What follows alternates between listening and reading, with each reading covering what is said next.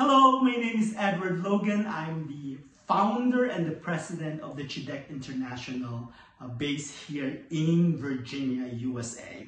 I want to send my warm greetings and warm wishes to Mark de Tokma and to all the members of the People with Disability Fellowship as you guys plan to celebrate Christmas party on December 5th.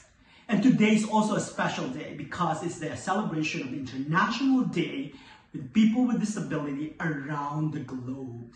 We recognize your contribution to society, your resiliency, and of course your hard work. And this December is the most important celebration as we welcome the birth of our Lord Jesus Christ and Savior.